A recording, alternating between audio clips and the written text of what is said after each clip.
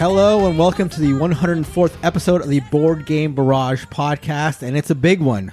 These are the top 10 games of all time. Well, top 10 games of all time, plus two other people have opinions about 10 games, but the top 10 games of all time, plus another pair of top 10s. With me, the ones making the ancillary lists are the orange tank Neilan. Hello. And the red tank Kellen. Would you say that you and I have more crossover than... That's a good question. I mean, I guess we could in our just top actually... 10? Yeah, I guess we'll find out. Let's not do the math. Let's just have you say who you... You're talking about top 10 specifically, or are you talking about the entire list? Because I think clearly so far, Mark and I have a lot more I don't crossover. know. You think so? I think so. Yeah, maybe. I don't know. What do you think? I mean, I've always walked my own path. For those listening to this first, and I know there are probably a few of you out there, because I get that inclination myself when I see somebody release a bunch of top X of all time. I would encourage you to go back and listen to the beginning of this list, the 50 to 41, all the way up to this one, because I just think it builds to like a crescendo. It's nice to hear what games don't quite make the list, but are also excellent games. So yeah, definitely, if you're so inclined, go back to episode 100 and start with that and move up to these big 30, the top 10. Before we go into the list, let's just really quickly talk about what criteria we use or what we were thinking when it came to making our personal top 10s. Kellen. Yeah, so I am a perennial culler. I like to get rid of games. I like to have a nice, orderly house. So in the most basic sense, I would say that my top 50 board games of all time are the top 50 games that I would keep if I could only keep 50 games. And then starting at 50 and going down to 1 would probably be the order in which I would get rid of games if I had to. If the boat was sinking and I needed to make it way less, first I would get rid of Neilan. And then I would get rid of my top 50th game, Cursed Court. Somewhere in the 30s, I'd get rid of Mark. Somewhere in the 5s, I'd get rid of the blue tank. But then I wouldn't have anyone to play with, so Right. I'm kind of... Maybe I regret saying that. You joined the solo side, joined the dark side. I will never. No, he's thrown out those games long ago, if you ever had them. We have a Discord that you can join at boardgamebarrage.com/Discord, which is where we chat with people. And we have a very vibrant community of board gamers, and there were cries for a solo game channel. And so I made the channel, and it's the first channel I've ever muted. I do not want to participate there, but it's there for you if you want to be by yourself. Is there something weird about chatting about solo games? No, I don't think so. It's like, here's what I do by myself. Yeah, well, here's the solo games I play by myself specifically. That's what we're talking about. Why don't we give them a chat room and they're the only one in it? Why don't we give them Because that's how they prefer their games. That logic is stellar. I'd never thought of that You just argument. make a solo game room for every single person. So getting back to the list, though. So for you, the games that might be on other people's lists but isn't on yours because of the way you've constructed it are games that fill the same like niche. Whereas a person might think that two games are really, really good and worthy of maybe spots on top 50 lists, you would not necessarily do that because you're looking for the most somewhat of a diversity to the collection. Right. Which is to say that, you know, I have a love of like dudes on a map type games, but some of them I would not put on this list just by virtue of having a game that does the same thing better. Even though you might like those games more than games on this list. Probably. Yeah, but okay. I think that my philosophy at the very bottom of everything is that if you can do it in a shorter playing time and give the same experience with less rules overhead, I want that game in my collection.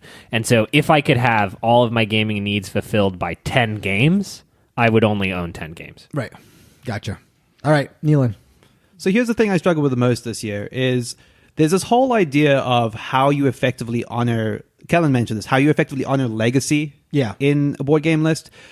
I have this kind of issue with video game lists come out all the time. And it's like the best video games of all time. And the number one choice is always Super Mario Brothers. It's always Super Mario Brothers. It's never anything but Super Mario Brothers. And that's fine. Whatever. There are objectively better games than Super Mario Brothers. Like Excuse Super me? Mario Brothers 3. I think most people that's would... the olive branch that he tried to throw me. But I mean, I think most people would say that, right? And I think the thing is, okay, I don't want to get too hung up on objectively better, et cetera, but I think that we have to do this hard thing of balancing a game's legacy, because otherwise the best game of all time is freaking Pong, because it's responsible for all other games that follow. You know what I mean? Versus honoring what we would actually play in 2019. And this is the thing I struggled with. So, for example, Dominion was in my top 10 last year, and it slipped out of my top 10 this year. Now, Dominion is a game I loved. It was one of the first modern-ish games that sort of really brought me into the hobby. I played this and I was excited to like play with my brother, take home, that sort of thing. I haven't played Dominion in like 3 years. Right. I don't own Dominion, and I don't know if there was any situation where I would be like excited to play Dominion. But I do have to acknowledge how important it was to me personally. And that's this thing you have to balance when you're making a list like this, right? It's personal value versus your willingness to want to recommend it to others in 2019. There are other games, other deck builders that never necessarily improved on Dominion, but might be offering something more interesting, more specific to other gamers. And that's a hard line to walk. My top 10 especially is going to be a little bit of a mix of stuff that was important to me, legacy, and also this idea that these are the games that I would most want to play in almost any circumstance. Looking at my games that are in my top 10 versus outside of them, I would always say yes to any game in my top 10. Yeah. Whereas it gets a little bit fuzzier as you go lower and lower down the list. And so when you're talking about games in your top 10 that have a legacy component, you're talking about like Seafall Legacy, right? Oh, yeah, exactly. Legacy games specifically. My top 10 is exclusively legacy, actually legacy games. But no, just for anybody who's unclear, Neilan is not referring to legacy as in legacy games, but games that are older games that have some sort of emotional component. Let's say a nostalgic component to them. Yeah. Right. Yeah. All right, Mark. How did you make your stupid list? So, blah, blah, blah. The way I made my list is really simple. I went to PubMeeple and I did their comparison tool, and I just thought to myself, if I got a call right now to play this game under ideal circumstances, which one am I playing? Boom. Answer the question. That's it. There was a little bit of a nostalgia thing that I try to factor in a little bit, and I was sort of reticent about games that I feel are really good games that I maybe have burnt out on.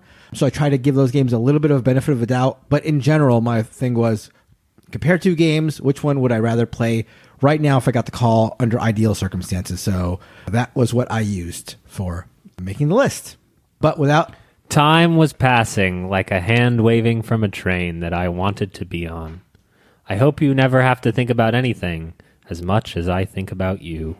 The past is a candle at great distance, too close to let you quit, and too far to comfort you. Does that ring true for... That was my sort of that's the mission statement. The candle... What does that represent? Being the board game from you, the fountain of youth of you as a younger lad. Right. And as the candle melts, so does your light so shine. Or sort of flicker. Right. You hold on to that candle to comfort you while the wax melts now on my hand. To say that basically, I think if I can take off my scholarly hat, put on my psychoanalyst hat, and say is that you don't like Biblios as much as you think you do. You stupid Wait, who brought up Biblios? That's the nostalgia. I have 2 new games on my top 10. So it could be anything. Biblios might even be in there. That's right. All right. Let's kick it off. So I'll kick it off with my number 10 game of all time, and it's one of the newbies to the list. This is a game that was released last year, but was previously known as Nunu Hemet. This is The Estates. Double crossover. Nunu Hemet? I think it's Noi Hamat. Yeah, Hamat, or something like Who can say? Nunu Hemet? Nunu Hemet. It should be called that's a League of Legends character. I don't know what you're talking about. The Estates is a game that I absolutely love. I loved it from the first time we played it at Gen Con 2018 last year. It is so cutthroat. It is so nerve-wracking. Neilan, in passing, mentioned a game that we played of it not too long ago, where I ended up winning despite having no ownership in any of the stocks available. And that is just a crazy, crazy way to play, and to get a win that way. The fact that you can win in so many different ways, the fact that it's so tight and brutal, and things can swing so much if you're in one of the rows that ends up being worth negative points as opposed to positive points. I love this game. This has the economic side that I like, the tightness, the ability to trash talk and negotiate and have a stack of cash and use it to threaten your opponents. I love it. The Estates is a fantastic game and one of the new ones to my top 10. I can't think of a game that more typifies what I think about when I think about Mark than the estates. Yeah, like the wheeling and dealing and the screwing us all over constantly. Right. And when you see somebody has a stack of money, because money's not open information except for the size of the stack. And just the stack size is fluctuating and the power somebody feels when they have a big stack and all that stuff. I love that. I mean, as the economy gets tighter in any game, I can almost always know that Mark is hoarding it. Like, it's not a joke. We're playing Container, we're playing the estates. I like to evaluate the strategies you go for. Right. And, like, you're just better at doing the math. You know, it's not when it comes to points. It's somehow only when it comes to the money in the games. Right. It's the money. Although I don't find myself like mathing it out so much. You just can feel you just it. Have exactly. You just have the right mind for it. Yeah, exactly. This was not on your list? This was on my top 50, yeah. This was number 38 on my list. I love the estates. We've been having discussions about semi-cooperative games and whether those work or not on the Discord, and the estates kind of strikes me as one that actually is sort of more semi-cooperative than I thought. You invest in a road and then you need other people to help you because you're not going to be able to finish that on your own, and if you don't finish that, you're hosed. You lose. Right. And so that element of it is quite good. Yeah, exactly. That's number 10, the estates.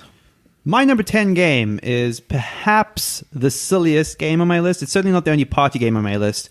I mentioned this a little bit last year, but every time I look at this list and I sort of think I'm done, I'm like, maybe I'll just slide this up another notch. Maybe I'll just keep going up. And this moved into my top 10 this year, where it was a little bit below. This is Pictomania. Yeah. Pictomania is double amazing. Double crossover with Mark. Yes. Pictomania is a game about simultaneously drawing, Pictionary style, and guessing. One of your clues is going to be on one of 5 or 6 different cards, and you're trying to draw your own picture in order so that people can guess what your word is while simultaneously guessing everyone else's pictures at the table. So it's a race to draw well quickly, guess everyone's card, grab a I finished first bonus, and then see how right you were across the table. It's always fun, it's always stressful, and the word lists get ridiculous. Yes. You're like doing weird like adjectives and prepositions or some of the cards like in later rounds. They very smartly scale the decks by this insane difficulty, and we normally just ramp it up to the super difficult super quickly because it's so much funnier. The Pictomania is fantastic. There's a new edition that came out, I want to say last year,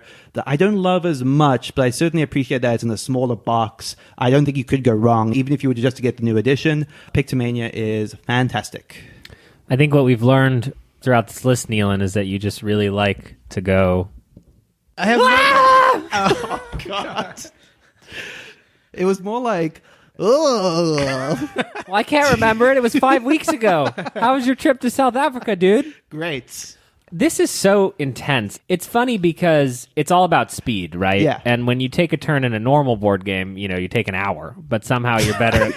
Somehow you're better at Pictomania than I am. It's so hard. It's very hard. I will say this is one of my favorite games to compete with Mark specifically in, because I feel like we're pretty tight on this. I feel really like good record of Pictomania. Yeah, Mark really, really does. But Mensa bros. That's right. Why don't you guys hold hands and get a room? Oh, wait, you can't because there's a bunch of inserts in your bed and you don't even have a bed. That is Pictomania. The number 10 best board game of all time, let's get serious, guys, is a filler card game. This card... Very serious. No, I'm serious. It is very serious. This is Coloretto, which is a double crossover with Neilan. Neilan has it higher on his list. Coloretto is a small card game about collecting chameleon cards. And it uses a really simple mechanism where there are different hops that you can collect cards from. And you can either take a hop... Really quick, though. You invented this idea of there being hops. It's crazy because I don't think... It's a programming term, Neilan. I feel like I've heard the hops in the way that Kellen uses it, but I thought I had too. Okay. I started saying it. And then if people were like, why do you guys keep saying hops? That's funny. So there are 3 hops, as I said, and you're adding cards to them or taking one, but you sometimes don't want certain colors. So every turn is an agonizing decision of, should I add another card into one of these 3? And then as soon as someone passes and you're the last person there, it's a push your luck game, right? Because you could take a suit or you could add as many cards as you can into those. This game scales incredibly well. It works extremely well with 2 all the way up to 4. It also has some advanced scoring variants, so if you feel like you're getting bored of the traditional game, there's ways to lengthen it out. This is one I would recommend to anyone. I probably purchased more copies of this game to just give out to people. If someone has Uno, has some of these silly, dumb card games, they want something with just something. Coloretto is amazing. My number 10. My number 9 game of all time, I was lucky enough to play with the guys from So Very Wrong About Games, with Mark and Mike at Chuck's. This is Voyages of Marco Polo. This is going to be a common theme, I think, in most of my top 10. Games that are just super, super tight, where decisions are agonizing. Voyages of Marco Polo is a game that ends one full turn earlier than you wanted to. You always feel like you're just on the edge of things working out for you, of getting your engine totally going, of getting everything working, and it just cuts off right there. I was disappointed to hear that the follow-up, which I think is released this year or is releasing next year, Voyages of Marco Polo 2, seems to have loosened that tightness a little bit. So I'm happy that I'm hanging on to the original, Voyages of Marco Polo. Just in addition to the tightness, the other thing that I love about it is the asymmetric powers. Generally, you don't get very asymmetric powers when it comes to Euro games. Usually they're just a small bump here or there. With Voyages of Marco Polo, the asymmetry is out of this world. It's a dice placement game where one of the powers allows you to not roll a dice and just use any numbers you want. And it's just crazy. And for some reason, it just works out. So my number 9 game of all time is Voyages of Marco Polo. How many other of your top 10 games are just boring Euro games with white men on the cover? Spoiler alert, don't tell us all of them. But Neilan, you have not played, or you have played, no, but I you have don't played care. this. I've played this once, and I would love to play it again. I was intrigued by the sequel that's coming out, but yeah, I also heard that it's perhaps a little bit less tight. Yeah, I'm actually interested in playing it to see like if that lack of tightness makes it go from fantastic to just a Euro. Because for me, I feel like if Marco Polo wasn't tight, then it could just be a Euro to me. Right, and also, like you said, like Marco Polo felt, even in the one time I played it, so finely tuned to length, just like number of rounds. It was, and that's the other thing. It's also quite a fast game for a game that feels heavier than it is and plays in under 90 minutes. Yes, absolutely. Did I hear us just all agree that Agricola is better than A Feast for Odin? I don't know. I don't think so. Don't think so. I thought I heard it. Okay. Well, Neilan, what's your number 9? My number 9 is a game I would heartily recommend to anyone that likes League of Legends, to anyone that likes Defense of the Ancients, to anyone that likes multiplayer online battle arenas. Start with Dota.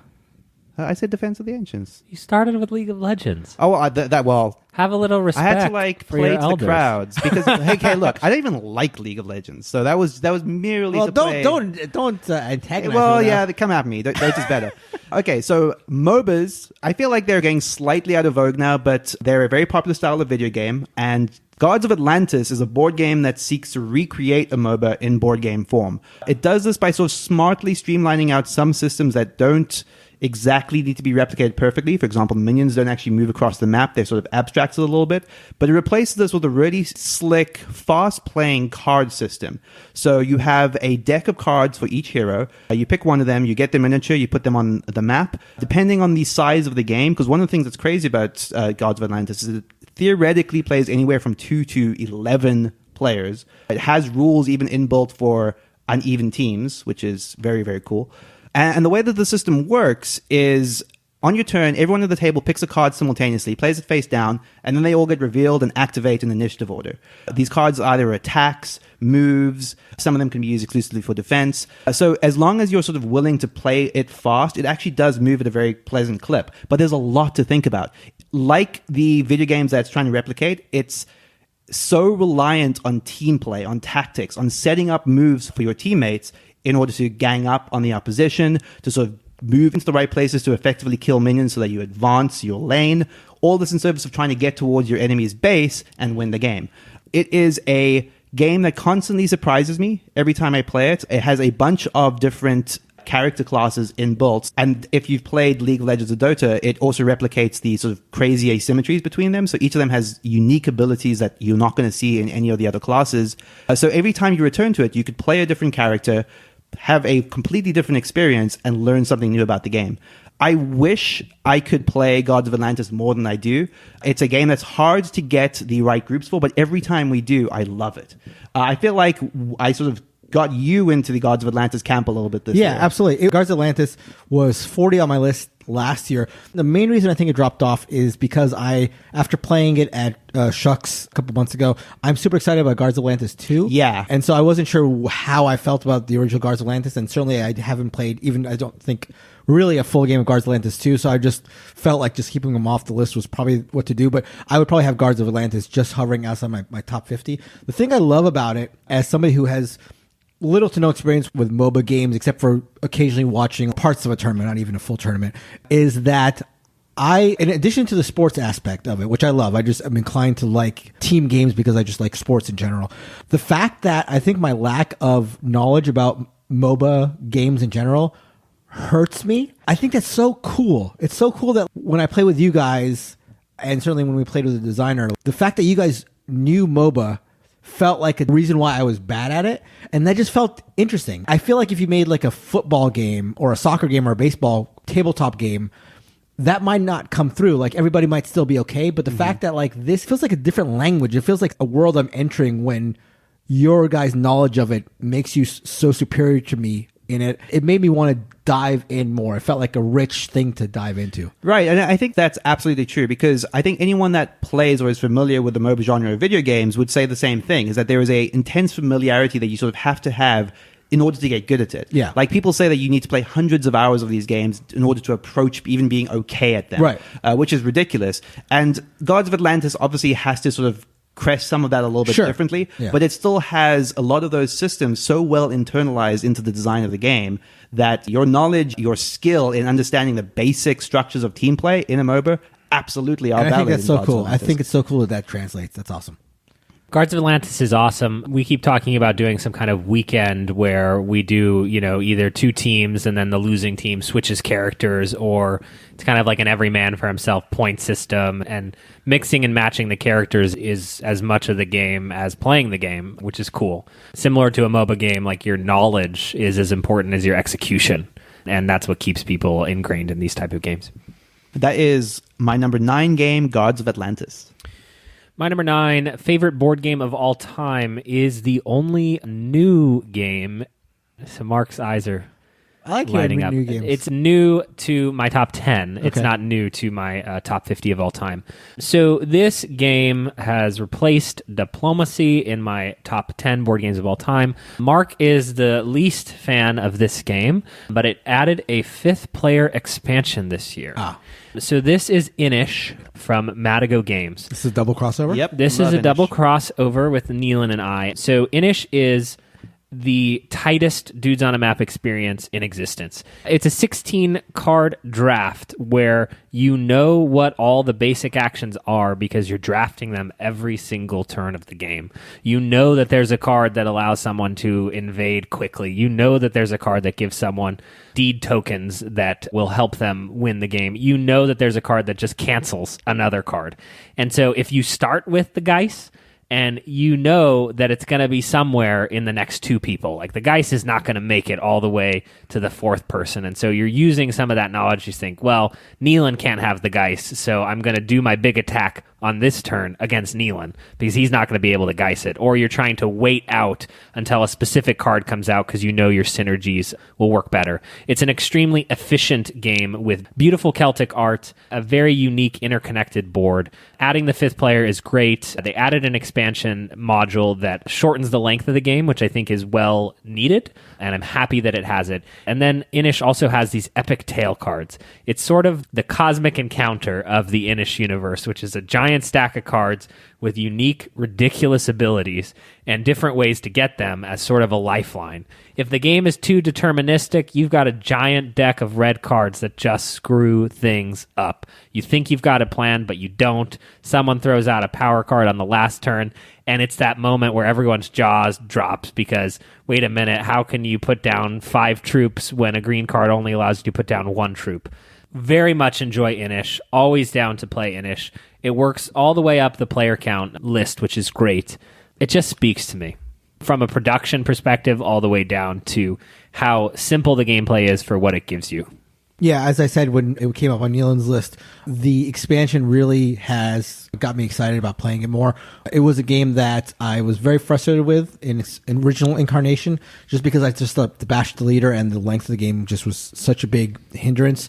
But they've addressed those in the expansion, so I'm really excited to get more plays of it now. Yeah, it's perhaps together with Cthulhu Wars, the 2 games I'm most excited to play a lot more of, especially in our group. Like, Inish is so perfectly suited for this sort of trash talk competition that the 3 of us enjoy playing with each other. We need to play more Inish, basically.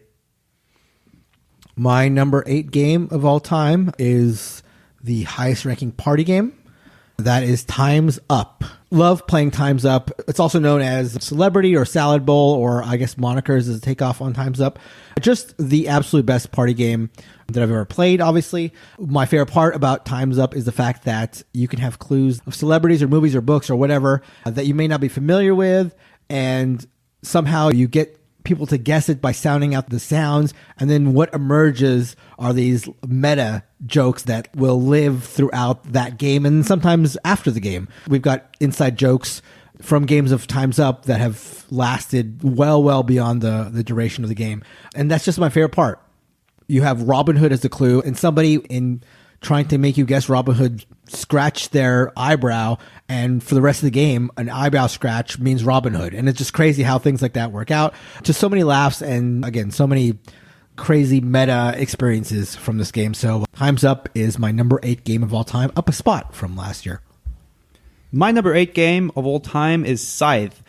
Scythe is probably the strategy game I have played the most because it is a game that works surprisingly well at 2 players. And there's a friend in particular who I've played it with a bunch of times. It's probably the game that we've played the most together. So it just sort of holds a special place in my heart. It's also a game that I've been surprised to be able to teach to not exactly frequent board gamers. Like, despite its relative complexity, it's a medium weight game. People that have not played that many board games, despite their eyes maybe glazing over a little bit during the rules explanation, seem to get it once they get playing. It has one of the best interfaces, which is a word I don't use very often to describe board games I've ever seen, in that if you were to look at your player board and the way that things fit together, the way that the pieces sort of slot in, and the way that it's quite intuitive how they move around, quite clearly dictates the actions you're able to take, how they connect together, and how utilizing one will then further feed future actions. It is ultimately a game about stringing actions together in the most efficient way while having a veneer of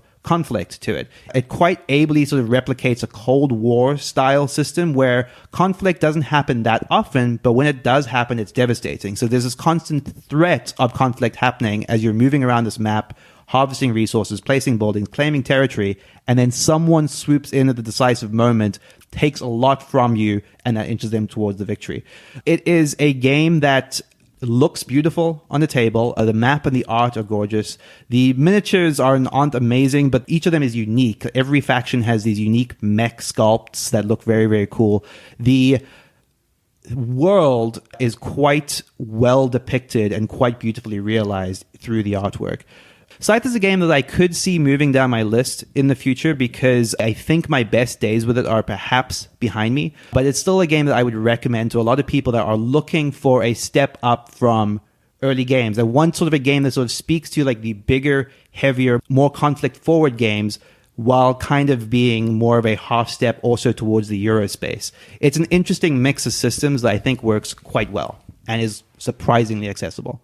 I think there are 2 things to say about Scythe. One is that there's something so interesting about pairing your faction board with a bottom board that changes which actions combo with which allows you to approach each game kind of fresh and going, I didn't realize, because ultimately you're choosing one of 4 things, but because they mix and match every time, you can't just play the red faction in one way. You have to adjust, I think, which is probably the best, in my opinion, the best design decision in Scythe. And then I think the other thing is that Scythe, I think, is being played and will continue to be played by those groups that don't really play board games, but they have that one designer board game. It kind of strikes me as, if I was a 12-year-old, we used to just get together and play Super Smash Brothers and different types of video games, and then someone would be like, we should try Risk. And then you play Risk like 100 times. Yeah. And you're not really a board gamer. I mean, anyone is a board gamer, but you don't love board games. You just love Risk.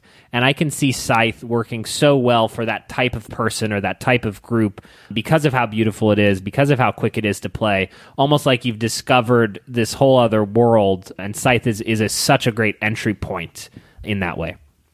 Yeah, that is my number 8 game, Scythe. My number 8 favorite board game of all time. I don't know if you count this as a party game. There are 8 total party games on my list. I was accused of having too many, so 8 is a fine number of times to have a party. Anyway. You kowtow to public pressure. I think we learned that it was cowtailed, right? Over the course of the podcast. Okay. We learned that, right? Yeah, we learned that. Got it. Yeah. My number 8 favorite board game of all time is The Resistance. The Resistance is a social deduction party game. It is the social deduction game that kicked off all other social deduction games in the modern era. It was designed by Don Eskridge and is designed so well that when his name pops up on anything, I pay attention. The Resistance is a takeoff of Werewolf, as all social deduction games are, where 2 teams are fighting to complete a set of missions, and all you're doing in the Resistance is voting. You're voting on who gets to go on a mission, and then you're passing or failing the mission. And it's all about looking your neighbor in the eye and saying, are you lying to me? And trying to determine if, in fact, they are lying to you, or trying to establish trust. My go-to strategy, which I'm surprised I've never been called out for, is to establish a triangle of trust. The triangle of trust works really well because I get to look out at 2 people, and they only get to look back at me. Don't let them look at each other. That's how the triangle works. I keep the eyes on me. Resistance has a bunch of different flavors and variants. Avalon is likely the most popular. Please call it the Resistance Avalon. Please don't call it Avalon. Please, the game is called the Resistance Avalon. My preferred favorite way to play is the Resistance base with the plot thickens. This injects a little bit more randomness into the system, makes it a less deduction oriented and a little bit more people, social, trust your gut oriented, which is not to everyone's liking. I think Avalon is definitely the de facto way to play the Resistance, but that is my number 8 favorite game of all time, the Resistance. I'm just relieved Resistance made the list. I was starting to worry that we weren't going to have Resistance, and I thought that was going to be Yeah, at least someone mentioned it. Yeah. My number 7 game of all time is a little bit of a cheat, but not really. It's a cheat because it sort of encompasses 2 games, but if I had to pick between Brass Lancashire and Brass Birmingham, I would pick Brass Birmingham. It's a little more wild, which I like. The values fluctuate a little bit more. Brass, for me, it's not as tight as some of the other games on my top 10, but it's such a... That's so tight, man. I'm going to loop that at the end of this episode. Because it's a tight game. That's right. Exactly right. Because it's not tight, like you said. Right. What about ass Lancashire? God. We go away for 4 weeks and we come back to this. That's a bingo. Had too much eggnog over break, baby. This is an economic route building game that forces you to work with your opponents, which I love. They use the resources that you've built up, and you want them to, because once a building that you've created has its resources used up, that's when you score points. I love that. It's got really good route building. It's got really good shared economy, and it's also got a really interesting action taking system. It's a card driven economic game that has just a few different actions you can do, so you're not overwhelmed by choice, but it scratches the brain burny economic route building, sort of that sort of game itch, without being overwhelming. I feel like Brass is just the right level of heaviness where, I do enjoy heavy games, but some of them, there's like a mental hurdle I have to get over to like psych myself up to play it. Brass like walks right up to that edge, but doesn't go over. I never feel like overwhelmed by the idea of playing Brass, which sometimes occurs to me with really, really heavy games. So yeah, my number 7 is both Brass games, but if I had to pick, certainly Brass Birmingham. And this is a game that I am vowing to play with you guys in the upcoming year. I was just going to say, like, I think I said this last year You that I did. still have to play Brass. I know, and it feels criminal to me. Especially with like the Roxley edition. Yeah, there's so many things you could run through your fingers. Toads, I'm sure. It looks beautiful. And I can't believe that I've still not played it at the end of 2019. We got to get that fixed. Yeah, absolutely. My number 7 game is a double crossover with Mark. It is Time's Up. Boom. Double crossover. Time's Up is, like Mark said, it is a game that is going to mold to your friend group like no other game I know. It is a game that is entirely defined by what you make of it. Even if you don't know what you're describing, you will invent jokes, you will invent clues, and those will just get funnier and funnier the more that they get used throughout the game. Some of them might return in later games just because that's the nature of what Time's Up is.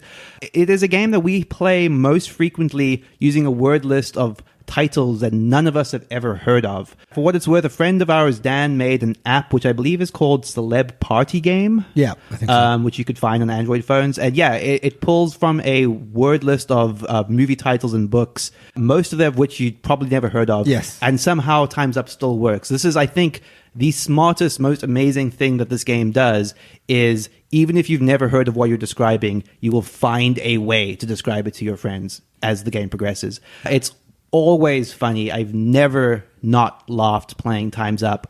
And there still feels like it's a skill that you can learn. I've watched people get better and better at this game the more they play it. It is one of the best party games. That is Time's Up.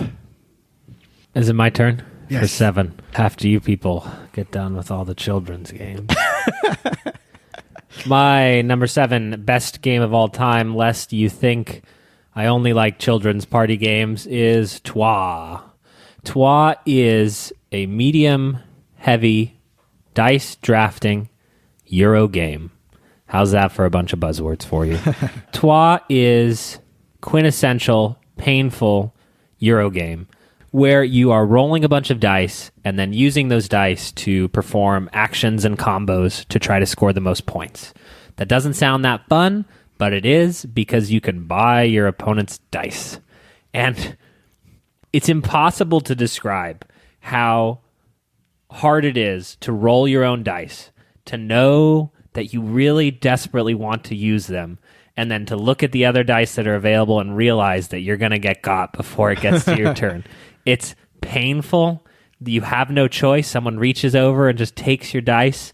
It's hilarious. This game was pseudo re-implemented this year with Black Angel. Black Angel does not have the tension of Trois.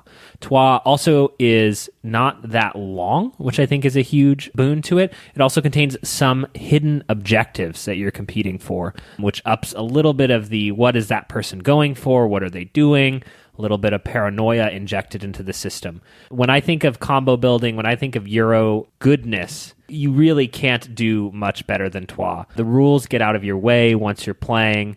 It plays smoothly. This is my favorite heavy-ish weight Euro game. And to some, we've gone off the deep end. We're in this space with Euro games where we're playing things like Feudum and anything by one Mr. Lacerda.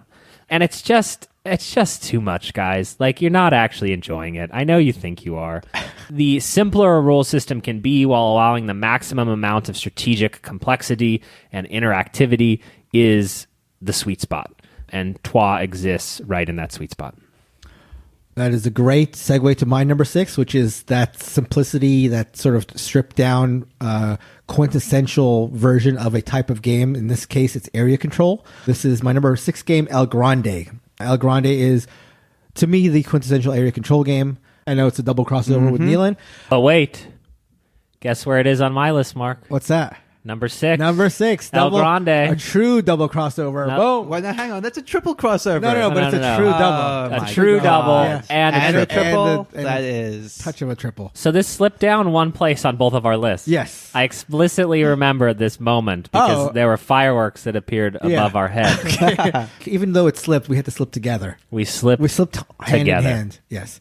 El Grande is just the perfect distillation of what an area control game should be. The rule set is sparse, but the power cards that you select to take actions offer a variety of things you can do, but it's all very straightforward. There's no weird, as Kellen was saying, sort of overwroughtness about it. Although there are a ton of expansions, I have not played with any of them. I've heard they're good to varying degrees, but vanilla El Grande is fantastic. It's all you need. It's the best area control game of all time. This game elicits groans constantly, right? Which is what you want from an area control game. When someone moves the king, and it's just like, Neilan, my God, why are you moving the king there? You can't put out pieces where the king is, and you can only put out pieces around and adjacent to the king. So there's this, why are we moving the king right now? It's in the perfect spot. We're about to score. Do we have to do this right now? Right. Had some fantastic games of El Grande this year. The game is not a no-luck affair. And if you treat it as such, you may get an hour into it and be annoyed at how things resolve themselves. But if you are willing to say, yes, there is some luck to how these cards come out, yes, you can get hosed by someone else making a suboptimal decision, it plays so cleanly and allows you to think and interact, and it's such a good game. El Grande will never leave my collection. Yep. I absolutely agree. I think the purity of the design, how relatively easy it is to explain while still delivering everything you'd want from this type of game is a testament to how well designed it is. I love El Grande. That is my number 6 and Kellen's number 6, El Grande. My number 6th best game of all time is Through the Ages, A New Story of Civilization. This is a game that could easily have moved down my list based on what I was saying about it being more of a nostalgic pick, but I had new life injected into Through the Ages this year because of the expansion, which is excellent. This is the first time, assuming you don't count the new edition as an expansion, which quite substantially changed the rules, the Leaders and Wonders expansion, which came out this year, almost entirely changes the game. The fundamental structure stays the same, but you literally replace half of the cards in the deck, namely the Leaders and Wonders, with a whole new set of cards, which still feel insanely well balanced while delivering completely different powers. It makes it feel like a completely different game, and that was enough for it to sort of float in roughly the same position where I had it last year. It's also a game that I played more and more digitally recently, and I think that is, to my mind, now the ideal way to play Through the Ages. It's a game I still want to hang onto in physical form, but I don't think I would ever elect to do that if people were familiar with the game. I would just say, why don't we just do this online? We can play it asynchronously and just make our decisions when we have the time to make our decisions. Because there's a lot to think about in the game of Through the Ages. It is perhaps one of the heaviest games that is at least quite popular on Board Game Geek. It is a bear to teach. And while I think it's easier to explain the game to new players while they're looking at the physical components so they understand how all the pieces of intermix, the digital version sort of streamlines all of the weird fiddliness, which I think is one of the hardest things about Through the Ages, and just gets out of your way and lets you enjoy what is one of the best card, tableau, civilization-themed games that I know of. I'm a big fan of the Civilization video game, and this is Vlaada Chvátil's take on that genre, and it is fantastic. There is a lot to get over in terms of learning the cards in order to do well at Through the Ages, which is perhaps a slight against it. But once you are familiar with it, I can't think of a game that delivers both strong tactical play, because the cards that you collect are largely dependent on what comes up in the card row, as well as a long-term strategy, which you need to be aware of from the get-go. That is Through the Ages, A New Story of Civilization. Let me ask you this, Neilan. Yes. Let me ask you this. Those are some of the most dreaded words on this podcast. When one of us gets finished talking and then Colin says, but let me ask you this. You got that 6th favorite board game of all time, that expansion. Yeah. You got that in your hands. Yeah. And I think that what you should do, I think what you need to do is describe for the listeners what it felt like to open that up, what it felt like to put it on the table and play your 6th favorite board game of all time. What did it feel like, Neilan? Damn you. So, I still think that the physical board game, because of what Kellen is alluding to, is that I don't actually own the physical expansion for Through the Ages. I have only played the expansion digitally, but the base game of Through the Ages, A New Story of Civilization, is still fantastic. I think that if I could find at least one or two other people that were interested in a 3-hour-long game of that game, I would still happily sit down and play it for the whole afternoon. And I'm going to try to do that next year, because I have a friend, Dan, who will play this game with me. You have a friend? Did I hear an answer to the question, Mark? I don't think. I didn't. I wasn't. I mean, I stopped listening, but I don't. At no point did he answer the question. No, I maintain that the physical board game is still incredible. I actually didn't know that you didn't own it. I just knew that you never played it in real life. Yeah. You admitted more than you had to. You should have been gaslighting the out of me there. My number 5 game of all time is 1830, Railways and Robber Barons. This was my first foray into the 18XX genre. While I'm talking about it, a quick mention to the designer, Francis Tresham, who passed away this year, who was the designer of this genre and also the Civilization genre. So if you have created 2 genres single-handedly, well, I guess it probably wasn't single-handedly, but if you were the founder of 2 genres of board games, that's a pretty great accomplishment. Anyway, 1830 is sort of the granddaddy of all 18XX games. A lot of them are based off of this game. I've already talked about 18XX games when I spoke about my 18th game of all time, which is 1846. 1830 is a less Euro-y version of the 18XX genre. Again, it's sort of like the standard bearer. You are operating train companies. You are buying stock in train companies, both your own and others, and you are trying to be the best train baron by the end of the game. It is a genre that I was very, very, very, very hesitant to get into because I just thought it was like a ultra niche, and it is to some extent an ultra niche segment of our hobby. So I was a little trepidatious to stick my toe into that water, but I absolutely fell in love with the 18XX genre upon playing this in 1846. It's such a unique system. It is a commitment for you're going to be there for a while, but it does things that other games absolutely don't do, and it's like its own world. The only other games that do those things are the thousands of other 18XX games. No, absolutely. But those games are unlike any other board game. I mean, the 18XX sub-genre is it's its own beast, for sure. I had my taste of 18XX with City of the Big Shoulders in 2019, so I think 2020 might be the year of 18XX. We got to do like either 1889, because that'll pull Kellen in because it's Japanese themed. All you got to do is shine Japanese things in Kellen's eyes and he's into it.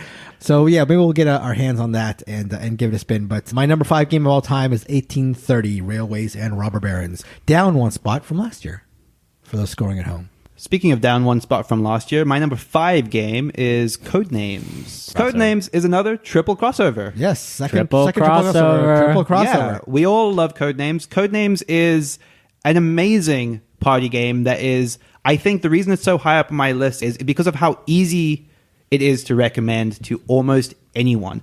I think Mark sums it up best by saying it is perhaps our best new modern classic. It is the game that I think is most likely going to end up in everyone's homes eventually. I think I said that. No, I said that. No, I said that. Let's roll the tape. Roll the tape. If you didn't say it, you'll inject it in there. This is the game that, I mean, due to its like widespread availability, it is going to be, I think, extremely popular in every family household. It is a game like Time's Up that adapts to the people playing it. The clues that you give have to work for the people at the table. You cannot just objectively give a clue that is not going to work with the people you're giving it to. So, for example, I remember a distinct game where I had princess and water on the table, and Legend of Zelda seemed like the appropriate link to that for the person I was giving to, who was also an avid video gamer, and it worked. Giving a clue that is going to target 2 words and is going to work well with the person or teammate you're giving it to is what Codenames is about. It allows you to be creative and inventive in ways that few party games do. Codenames is great. I don't think there's much more to say about it. I think everyone who's listening to this has probably played Codenames. Yeah, it's amazing. It is fantastic. I think that one of the questions we get asked as a podcast is, how are we even friends with such a disparate set of opinions and sort of, someone with better taste and then relatively weak taste and then someone who doesn't even have a house. But what I will say, and I think you can see it in our lists, is that there is a spirit of competitiveness that permeates the 3 of us. Even though we don't agree on the board games very often, what we do like to do is compete as hard as possible with each other. And in that realm, Codenames works. Many party games don't. They fall apart in the scoring, and it doesn't make them lesser games. But Codenames manages to straddle a fine line between being an amazingly fun activity, but still you want to win and you can win, and the scoring is important. Mm-hmm.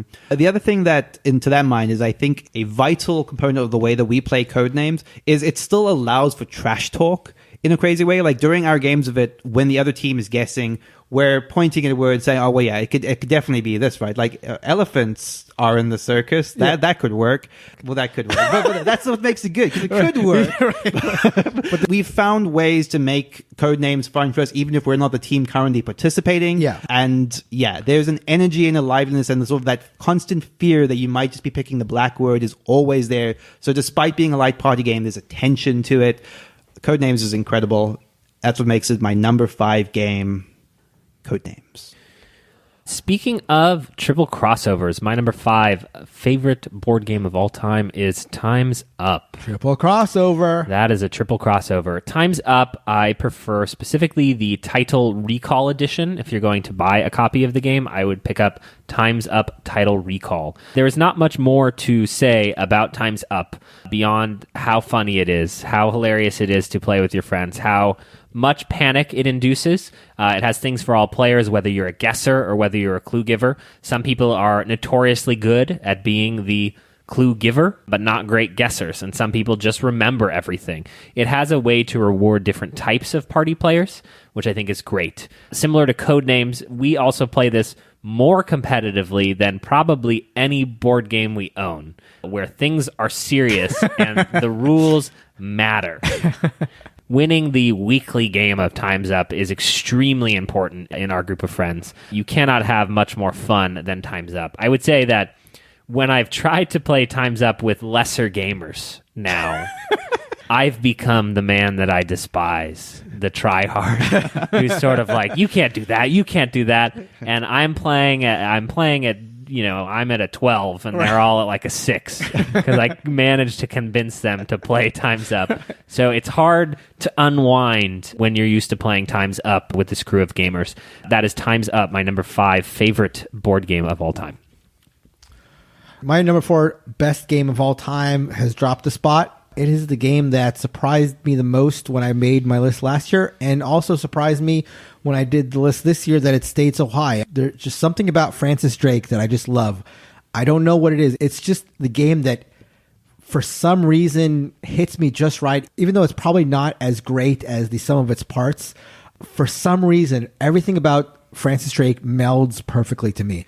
All the way down to the nautical theme. For some reason, the nautical theme with Francis Drake works. The minis add something to it that usually I don't get from minis, the little boats you've got. But it also has things that I definitely do like and that I can understand how they appeal to me. The way that you get resources is you travel down a track and you can only go one way down the track. So there's the idea that you may want to jump ahead to get something you definitely need, but that is at the expense of all the things that you're passing by. So there's that tempo thing that I really, really like, where you have the tough decision of, am I going to get the ghost ship now, or do I think that the other guys won't jump up and get it so I can take my time and maybe, pad out my supplies for the mission by taking my time a little slower.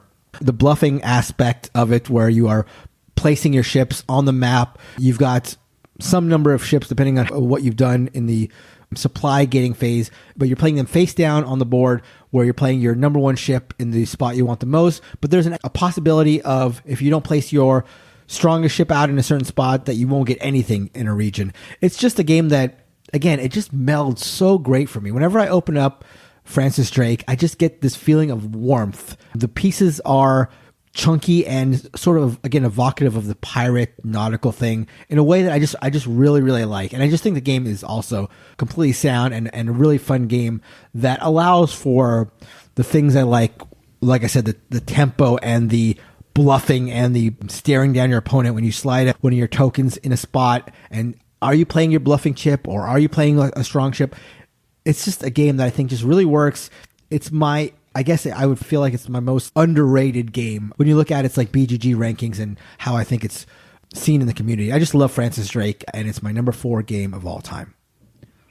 My number 4 best game of all time is no longer my favorite competitive strategy game of all time. This has moved down a spot. This is Tzolk'in, the Mayan calendar. Ooh. This is a amazing game which on the surface just looks like a gimmick. It is a board game that has giant plastic cogs built into the board, and you might look at that and think that this looks more like a toy than it does a board game, but I cannot imagine how this game would work without these gears.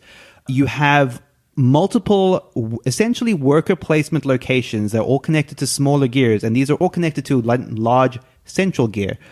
You place a worker on your turn on one of the gears, and on a future turn, you'll have to pull that worker off. But every turn, the gears are turning. They're all advancing.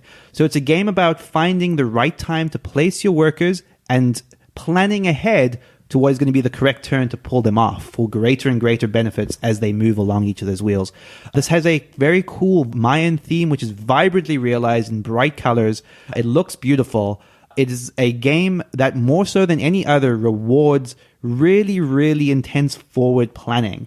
It's also a game that the more I've played it, the more I've come to appreciate how many different strategies there are revolving around each of the main locations where the wheels are. You can go worker heavy, you can go building and monument heavy, you can go technology heavy. There's just a bunch of different things I would love to try every single time I play Tzolk'in, and I feel like I've still yet to find the extent of the depths to which this game rewards me strategically. Tzolk'in is a fantastic game that I would still recommend to a lot of people. It is a unique twist on worker placement and quite a puzzly game to try to wrap your head around. That is Tzolk'in, the Mayan calendar, at number 4. It's like anytime someone describes a game as like, it's great forward planning, I just wonder who that's for. You know what I mean? Like, people are like horrible at doing anything beyond like what they want to do that day. And you're like, yeah, this game's great. You can plan out the next 10 years of your financial life. And it's like, who wants to do that? Like, financial companies are literally putting up billboards to try to convince us that that's a fun thing to do. I will say this about Tzolk'in is what you're describing is actually something I'm not particularly good at. Like, thinking multiple moves ahead is not one of my strongest suits, and it's a game that demands... You think I don't know that? It's a game that demands that of you, and despite that, I love it, because it's a game that every time I play it, all I can think of is wanting to get better at it. And I think those are like what typify like my most rewarding strategic games, is like this intense need to want to get better at the skill that I see myself lacking. I actually think that might be a strong differentiator between how we enjoy games, because any game that I'm planning more than about 2 turns ahead, I do as many heuristics as possible to sort of say, that's probably what I want to do, and I just twist and make the guess. And so I like to get good at making those leaps as opposed to actually sort of like saying 5 turns from now, I'll need the corn and the chicken that I got from turn 2, and then I'll use it on turn 3 to water the watering hole, and then, take it to Star Trek land and whatever. Yeah, that's Tzolk'in in a nutshell. You said brilliantly, that represents the Mayan theme, right? My number 4 favorite board game of all time has dropped 1 spot. And you might say, what happened to this game over the year? What happened to it? And what I will say to you is that I still am on the lookout for better friends. Ooh. If I had better friends, they would appreciate this, my number 4 favorite board game of all time, Cosmic Encounter. Cosmic Encounter for the last 10 years was my number 1 favorite board game of all time when I had better friends. And then I lost those friends. Cosmic Encounter is an experience. This game has been around since the 70s. This game has been through so many different revisions and versions. In Cosmic Encounter, you get an alien power that is wacky, that breaks the game, that does something that no one else can do.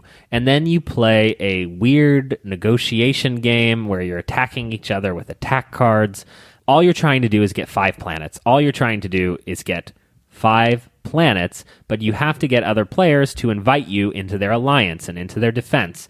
Every turn, someone is attacking someone, and the game doesn't even let you choose who you get to attack.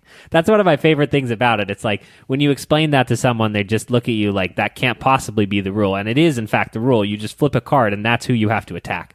And then it's a round of, who do you invite? Who do you want to be with you?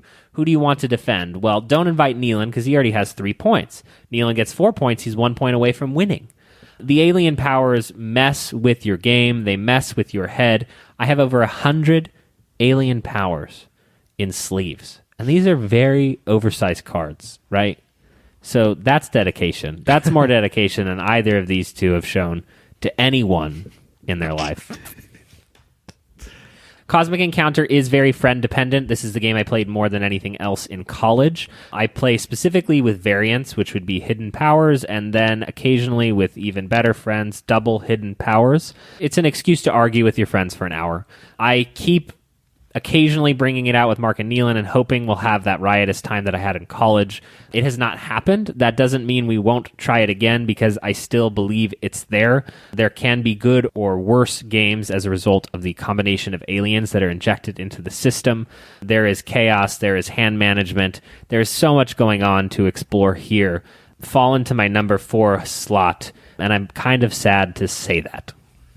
I've fallen a little bit out of favor with Cosmic Encounter, but there's a specific focus of joy that I think it delivers that very few games do, which is once you've explained the basic rules and you hand people their aliens and they look at them and just like, what? You just see their faces light up with how ridiculously broken what they're looking at seems.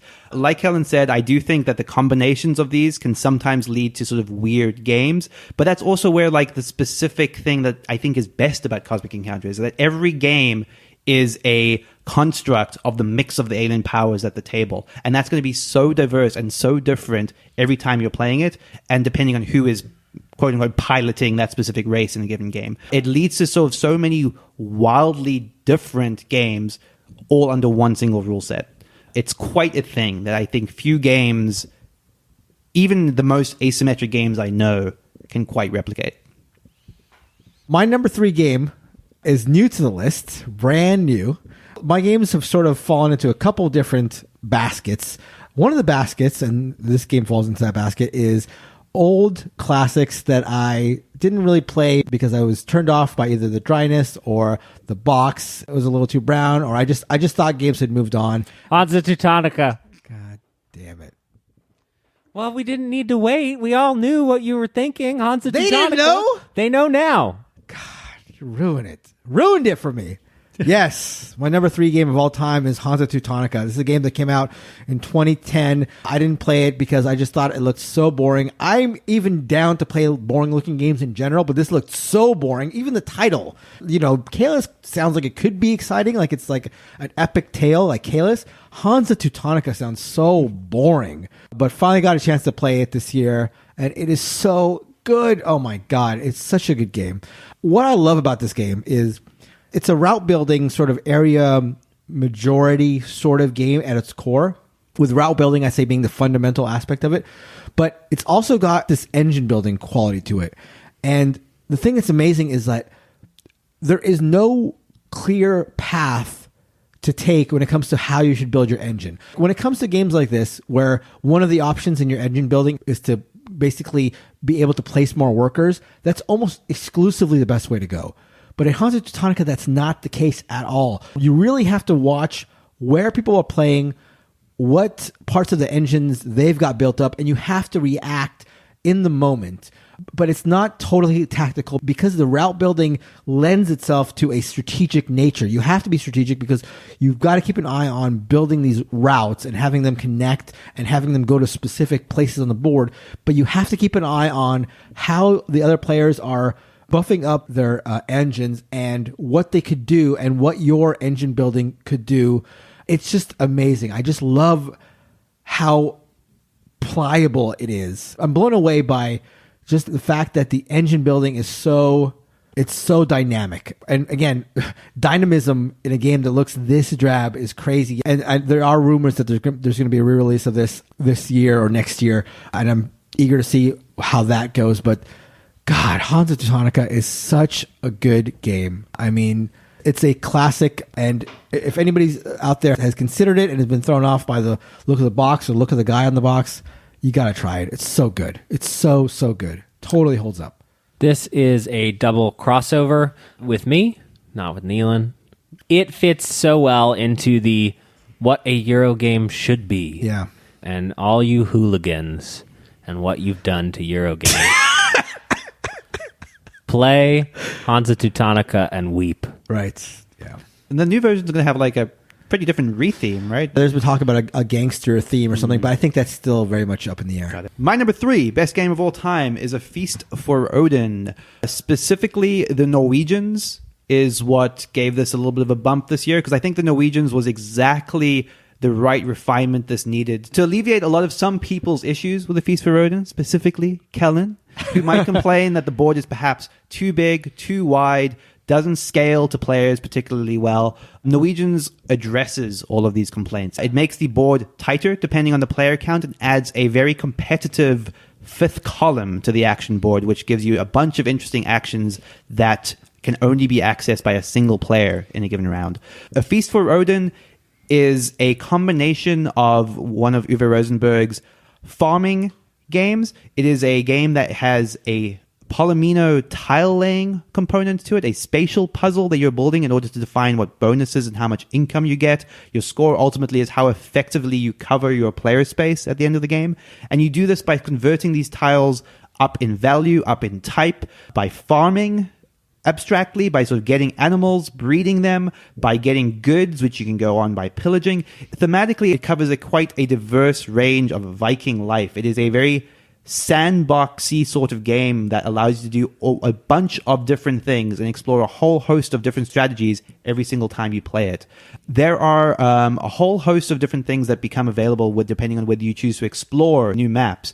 Each map board gives you a new way to get income, a new way to get bonus items, which you then have to effectively utilize either by trading them up or converting them through other ways so that they fit onto your little puzzle board.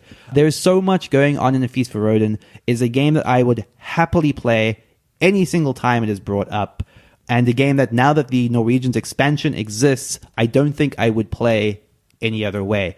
I think one of the masterstrokes of the Norwegians is it doesn't add much rules grit to the game. I don't think there's any good reason, if you own the Norwegians, not to teach a new player that version of the game immediately. That said, if you've never played the game, I don't think it's absolutely vital. I think you could absolutely buy the base game and have a great time with it. And if you're enjoying it, I would recommend you get the Norwegians and just upgrade your game, frankly. A lot of people describe this as a patch to the base game, and I think that is pretty apt. It just feels like it enhances everything that I loved about A Feast for Odin, the Norwegians.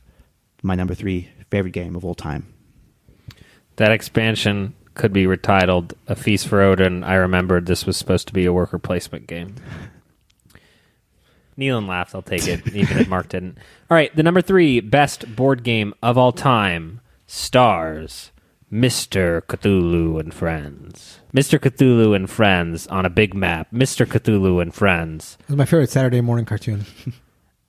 It costs a lot of money to play with Mr. Cthulhu and Friends in a Sandy Peterson game. Cthulhu Wars. Cthulhu Wars is my favorite dudes on a map game. It's hard to even call it that. It's so insane. There are 8 or 9 factions in Cthulhu Wars that you can buy now that play incredibly differently. Cthulhu Wars allows you to have that fun of playing Risk as a 12-year-old with all the trappings of a modern board game. It uses a action point system where you are constantly trying to not let other players know what you are up to, so you're using your action points to spend small amounts moving around the board, waiting for your moment to strike. This is a game about exploration. There is something interesting about not knowing what other players might do. This is not a game where you need to know every power of every player and every possible option. It's about starting the game and the joy of going, wait a minute, why can you do that? And then the smile that you have because you're about to get them and they don't know what's coming. Cthulhu Wars hits hard, it hits fast, you're fighting immediately over gates. The map is big, but gates give you power. Gates give you the ability to win the game. I want to be very clear about Cthulhu Wars. I do not care about Mr. Cthulhu. I know that might wish some sort of saturnine gloom over the course of my life. I don't know. He's going to show up in the closet. It's the pain. It's the dread. It's the dread that haunts you when you have to play horrible Martin Wallace's Australia. I have no love for Mr. Cthulhu and Friends. In fact, I think the minis are gross. I do wish the game was cheaper. I do wish people could get a hold of it. I do wish it was rethemed Pokemon. You don't even say that. That's just sort of part. That's understanding with every implied. Game. Yeah, it could be so good if it was cute. If you're at all interested in dudes on a map, if you're all interested in asymmetric factions, you definitely cannot dismiss Cthulhu Wars. And that is a double crossover, or did that hit triple crossover? Triple crossover. That hit triple crossover with the boys. That's right. Mr. Cthulhu and friends and the boys. Now, if you want to play a fantastic game but not have to spend $300, I'm a man of the people. This is on your list. Why are you? I'm a man of the people. And so, my number 2 game of all time, I think it's about $15. It is a small card game full of agonizing decisions. About trees. Look all around you. My game is everywhere. Look in the trees. Look at the leaves. Those are my games. My game is Arboretum. Arboretum is one of the most cutthroat games dressed up as a cute game about trees that you will ever see. Arboretum is super cutthroat, super rough, and I just love it. Every turn in Arboretum, I mean, this is my go-to sort of line about this game, but it's a game where every turn you just wish you could pass instead of taking an action, because you're just convinced that whatever you do is just helping your opponents, because one of the main things you're going to do is discard a card, and when you discard that card, it's up for anybody else to grab, and the scoring is so tight, which is a recurring theme in my list, but the scoring is so tight at the end of the game that leaving that card out could literally swing the game and have it go from a win for you to a win for your opponents. This is a game that shocked me when I first played it, because I was not expecting a game this brutal from such a small card game. But Arboretum is just exquisitely brutal and exquisitely painful to play, and I just absolutely love it. Arboretum is my number 2 game of all time. Same spot where it was last year. If you haven't played Arboretum, I really would implore you to spend the $15 and give it a swing. This is Arboretum, my number 2 game of all time. I've really enjoyed my plays of Arboretum. I've had a hard time getting other people to enjoy Arboretum as much as I do. I think for all the reasons you're describing. Yeah. I think very few games I've taught people have had people with their heads in their hands going, I hate this, I hate this, I hate this, right. as much as Arboretum. I can see that, because you're playing this game and you may think because of the theme that it's light or it's airy, and then you end up with like 0 points in the game and you feel like, what did I just do? It's punishing, but that's kind of why I like it, honestly. I love this game so much. So for my number 2 best game of all time, let's start with a little tale. Let's go back to... story time, Kellen. Yeah, let's go back to 1998. 12-year-old Neilan is wandering around the streets of the UK. No, that's not right. I probably wasn't wandering around the streets of the UK. But I was on a family trip to the UK, and I played a game of Hero Quest. Hero Quest is a older game that injected into me this love of wanting to explore dungeons, to find a board game that allowed me to build a character and go on quests with my brother at the time. I think Hero Quest is a game that perhaps that lives better in my memory than it does in execution, but the promise of what Hero Quest... What did Hero Quest beget? Gloomhaven. Gloomhaven is everything that I perhaps imagined that Hero Quest was as a 12-year-old boy. Gloomhaven is, to my mind, the best execution of the promise of what a dungeon crawl board game should be, while not being bogged down by bad dice rolls, by sort of shoddy mechanics, by requiring a dungeon master. It is a game that has a quite intense rule set, but once you have learned it and once you've internalized it, is one of the most rewarding board games I have ever played. It's a game that in the 2 years I've owned it, there was a period of time where I was playing it every week. I have over 50 games of Gloomhaven logged, and we still haven't finished our campaign of it. And this is all in the base box of Gloomhaven. It's a game that's ludicrous in its scale. There is so much packed into this one gigantic box, to be fair, that it's sort of ridiculous. It's an incredible work for a single designer to have achieved, and somehow Isaac Childress pulled it off. It is a game that is surprisingly tight in its mechanics. It uses a very simple card system where on every turn you're choosing 2 cards to play. You're choosing the top action on one card and the bottom action on another card, and that's it. Your timer for the game is built into your hand of cards. Every character is a slightly different deck size. So every character is either well suited for lasting longer in a dungeon or burning out fast and doing a lot of very quickly. whether you choose to sort of burn out and do strong abilities quickly is going to determine how long you're able to survive in the dungeon. It's a very smart system that leads to a lot of very interesting decisions. The thing that it does really well is how it executes on its theme. It has various monsters that are sort of realized in the way that they execute their attacks against you. And all of this is wrapped up in a campaign that allows the players interesting choices, interesting decisions, and a branching narrative. I've been surprised by how well Gloomhaven delivered on everything it was promising to be. I look forward to the remaining games I have that will finish out our campaign. There's more Gloomhaven coming. I think just recently they've now announced Frosthaven, which is the ostensible sequel to the game. So my hope is that a bunch of new players will get to experience Gloomhaven. There's a starter box coming. And I think if anything that I've described sounds appealing, if the idea of a role-playing dungeon-crawling game sounds appealing to you, please look no further than Gloomhaven. Aren't they releasing a sort of like beginner's version of Gloomhaven? Yeah, there's like a version that's intended to tutorialize the game better because, like I said, the game has quite a daunting rule set, and I think it only starts to shine once you've gotten past internalizing those rules. So I think it's a smart move. This game is going to have a series of scenarios that slowly teach you the game. I forget what that's called exactly, but yeah, that's coming at some point next year. The number 2 best board game of all time is Archipelago. Archipelago is a triple crossover, double crossover? Triple, I think.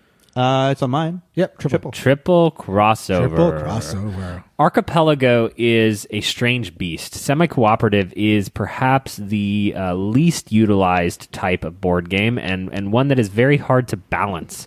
In Archipelago, you're playing a medium weight Eurogame. And in that Eurogame, you're establishing an archipelago, you are exploring, you are farming for crops, you are building churches, you are building temples, you are interacting with an economy of buying and selling pineapples and wood and cattle from an import and an export market. That all sounds fine and dandy, and it is, and the art is spectacular. It feels beautiful on the table, and it's sprawling and just fun to look at. But then, you've got mail. Crises. And these crises force all players to contribute their resources in order to prevent the game from ending. That sounds like enough, but it's not. There also could be a player who wants to tank the game, who actually wants the game to end. That could be enough, except everyone has got one of the things that will score as a hidden card in their hand, meaning you only know one of the 4 or 5 things that will score points. So you've got to be paying attention like a hawk. What is Mark doing? Why is he in the corner foraging for pineapples? You've got to figure out, is Mark as dumb as I think he is? Or are pineapples one of the victory conditions?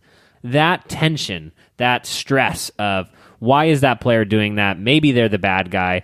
The negotiation, the fighting that comes from having to determine whether the game will continue makes Archipelago my second favorite board game of all time.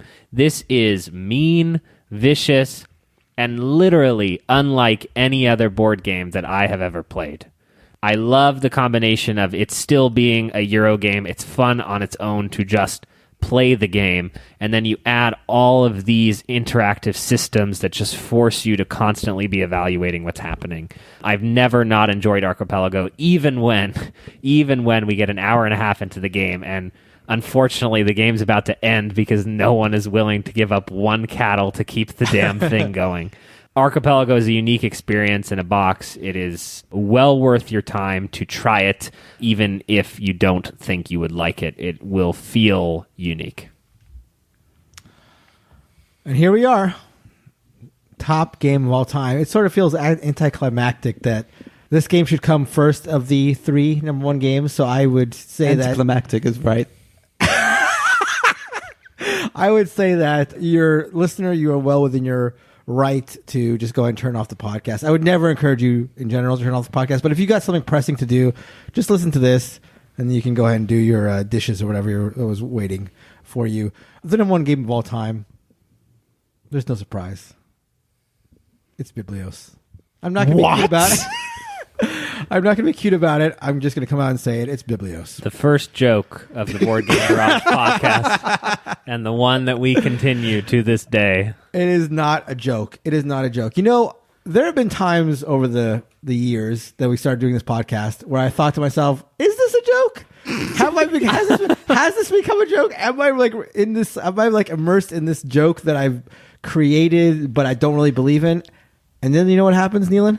No, what happens? And then I play Biblios. You get immersed in the theme. And then I look at that monk on the cover and I know. No, look, I've said this before. Biblios packs a ton of mechanics, really well done in a very small package. Push your luck, set collection, auction. There's all that stuff. 45-minute game, small box. You can take it wherever you want, and you'll get all that.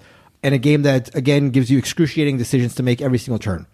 For me, what Biblios is, it's sort of like the classic card game, but a modern version. Like Kellen has talked about classic card games, like when he mentioned Rook as a game he played. Wizard is one of his top 50 games of all time. These are classic card games that maybe it's a weird bias I have, but I always enjoy playing them, but there's something about them that doesn't have them crack into my top 50 games of all time or game that I want to play all the time. And I don't know what it is, to be frank. I don't know what it is about it because I love card games. Card games are one of my favorite types of games.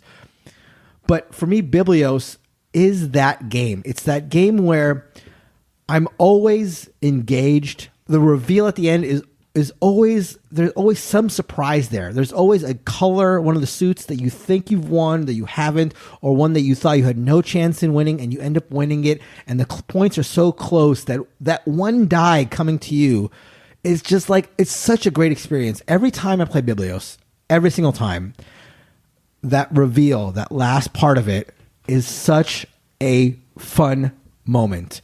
I played with one of our listeners, Sarul, at Shucks, and it was my first time playing in a couple months, and I was worried about how is this going to play out, playing with a listener, like, is this going to work? And it just worked so well. I played it just a couple weeks ago with two people who had never played it before, introduced them to it. Again, just the ending is so good, and the game is so tight, and the decisions, again, are really, really tough. It's not as excruciating as Arboretum, but it's just so good. It gives you so much in such a small package and in such a small time frame. I love the game. Plays good at 2, 3, and 4. You can take it wherever you want to go. It's relatively easy to teach. It's my favorite game of all time. Number one game, Biblios. End of podcast. Shut him down. And scene. That's right. Well done. You pulled it off yet again. Kept the pretense up. One more podcast. You got them, those suckers. The number one actual best game of all time is The Resistance. I think in previous years I might have said The Resistance Avalon specifically. I think I've changed on that. I would now recommend most people just pick up the base new edition of The Resistance because that gives you a ton of options, including playing with the Avalon rule set if you just buy one of the cheap expansions, namely the Hidden Agenda. I would say that the Assassination rule set, which was created for Resistance Avalon and then added to base Resistance, is my de facto preferred way to play the Resistance. It gives you just the right amount of hidden information, which is one of my favorite board game mechanics. There's something that is delicious to me about the idea that I know something that I have to be careful about imparting because there is someone else at the table that is trying to find out what I know and use that against me. The way Resistance with Assassination rules uses hidden information is one of my favorite things in board gaming. It's just this undercurrent of knowledge that is not shared by everyone at the table that really makes the game work for me.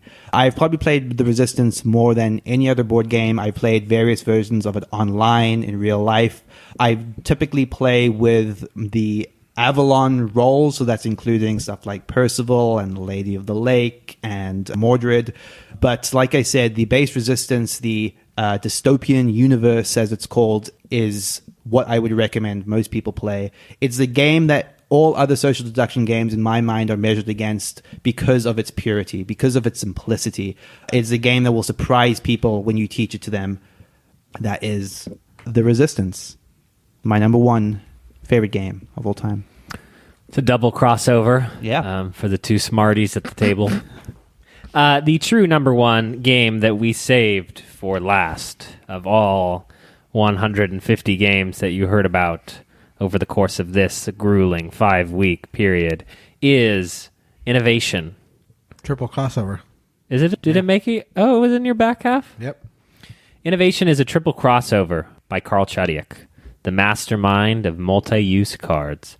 Innovation is a surprising pick for me as it is a 2-player preferred player count game. You can play with 3 or 4. I would not always recommend it, but it's fine at those player counts. But at 2, Innovation is the tactical card game extraordinaire. You have multiple options of your turn as you build out a tableau. And this is not a tableau builder like Everdell. This is not a tableau builder like Race for the Galaxy, where what you do barely matters to what they're doing. This is not like Res Arcana. This is war. This is archery to your face. This is using the wheel to steal everyone else's cards. You cannot be precious about the cards in front of you because they will take them from you. There is nothing you can do. You will constantly feel like you are about to lose the game, that there's nothing you can do, and then you discover the perfect combo. And that combo links your age 7 card with your age 1 card, and you've thought, for the last 20 times you played Innovation, you've thought that age 1 card is garbage. It does nothing. And then suddenly it clicks. And it clicks with a card from way, way late in the game, and you're making a combo. And then what does your opponent think? Your opponent sits there grumbling to themselves and says, that card is broken.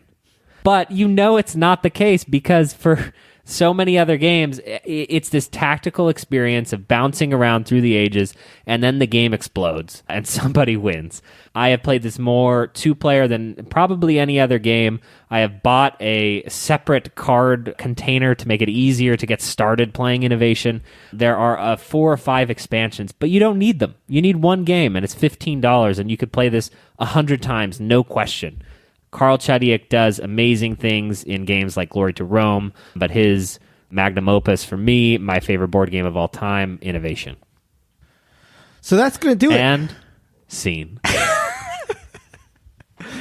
So that is going to do it for our top 50 games of all time. Hop on the Discord right now at boardgamebarrage.com/Discord and let us know both what you think about our lists and our top 10 games, but also let us know what your top 10 games are, especially games that maybe we haven't mentioned on our list, but not exclusively. But I am interested to see games that people are passionate about. And I think if I see people that are passionate about certain games, especially ones that I'm not familiar with, it makes me more inclined to go check them out. So let us know what we missed. I'd love to know. So either let us know at boardgamebarrage.com/Discord, which is our Discord channel, or at the Board Game Geek Guild, which you can find at boardgamebarrage.com/guild for a little more in-depth discussion, I guess, which the guilds lend themselves to.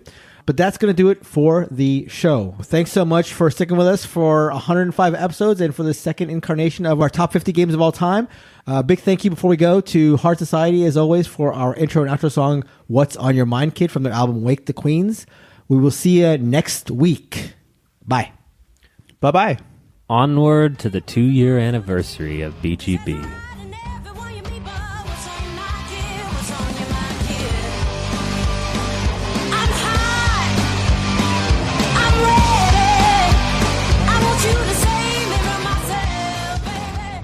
I've always wanted a boy.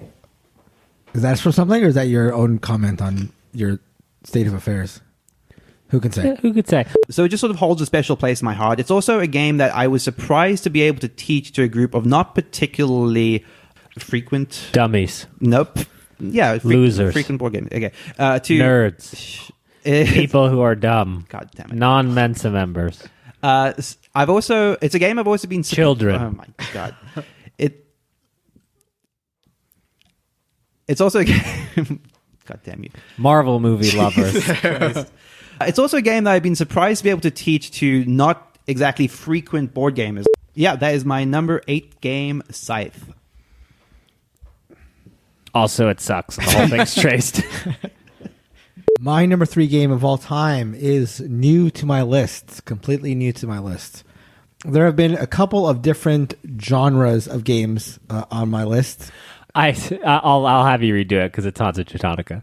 I just wanted to scream at you, Hansa Teutonica. Okay. Like like when you want to just like buzzkill someone so bad. Yeah. Okay, my boss at work, right? Okay, I'm at a job. Yeah. Okay, I'm at a job and it's like a week in, and so I'm desperately trying to impress everyone. And she's like, gets excited, and she's like, "Hey guys, like, look at what you can do with your iPhone." And she pulls out her phone, and I'm like, I literally, I was like, it's the spacebar thing, right? I don't want to buzzkill you, but it's the spacebar thing. And the deflation in her eyes, right. I was just like, why did I do that? Why did I have to do? I just had to speak. Yeah. Is this your nature? Hansa Teutonica.